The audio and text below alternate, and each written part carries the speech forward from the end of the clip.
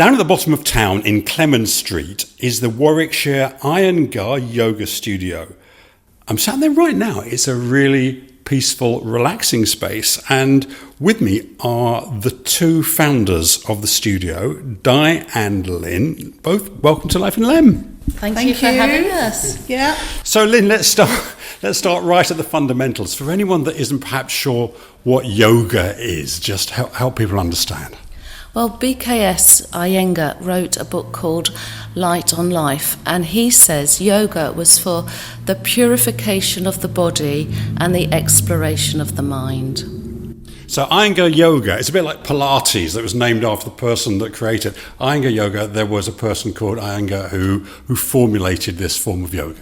Yeah, but he was very modest, actually. He's a very modest man. He didn't want it to be called Iyengar Yoga because he said, I'm just teaching yoga. But all the people who were learning from him said, no, this is different from other yogas, the way you teach and the methods you use. So we want to call it something different. So it was other people who actually called it Iyengar Yoga. So Di, what is special and different about Iyengar Yoga? We use props, so we use things like bricks and blocks and belts, and we have ropes on the wall. So we use all sorts of props to allow people to access the poses, which can be quite challenging for people in the West, really. So even for people that aren't necessarily as flexible and as mobile as they'd like to be, there's ways of supporting them through the poses that enable them to access them. Yeah, absolutely. And we use chairs as well because we run a over 65 class, which is a falls prevention class, which we get funding for. So Lynne, I mean, it sounds a very accessible form of yoga. What sort of people come and do it? It's suitable for absolutely everyone, every age, every stiffness, affliction, because there's always a way of teaching a pose that will either help them to overcome injury or loosen up stiff hips, stiff legs. You don't have to be flexible to do it. In fact, you get more out of it if you're not flexible, because over time you will build flexibility and strength and mobility. So it's suitable for everyone. So for yourselves, how did you get hooked on Iyengar Yoga to start with? Well, actually, I had slipped discs in my 20s, and then when I moved into my 30s, I was working for an orthopaedic surgeon, and he said to me, you are going to need back surgery by the time you're 45. And a friend of mine said, you need to come and do Iyengar Yoga. And there was no looking back for me. I've not had back surgery or hip surgery. It saved my life, basically. And for me, my mum started Iyengar Yoga in Essex, where I'm from, at the age of 60. So when she retired, she started. And then 10 years later, my dad started at the age of about 70. He's 88 now and still practices daily and is very, very well and leads a very active life. And my mum carried on till she was 90 and died a good death. That's what we're all here for, to die a good death. And she did. So they were my inspiration. Ooh, I don't think I was quite ready for that. But yes, you're right. A good life and a good death are what we should all aspire to, I guess.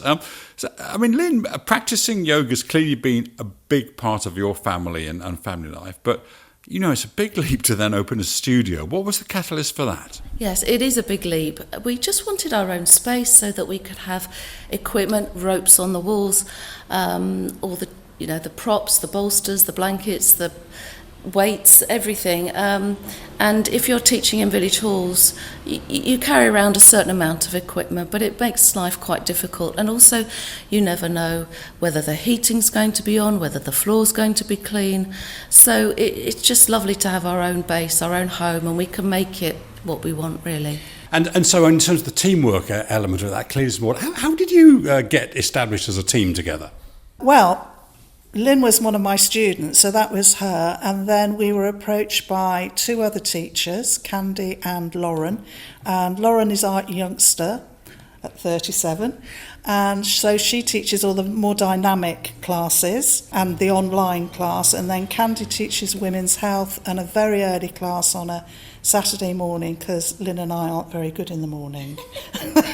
So in terms of the classes, Di, I mean, clearly there might be people who are quite advanced in their journey on Iyengar Yoga. There might be people that are really just curious and want to start out. What sort of classes do you host here?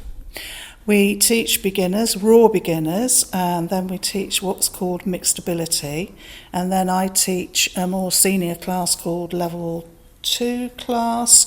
And then Lauren teaches a dynamic class every week and an online class. And then Lynn teaches the over 65s, which we get funding for on a Monday. We've got classes every single day, which would suit any age range or ability.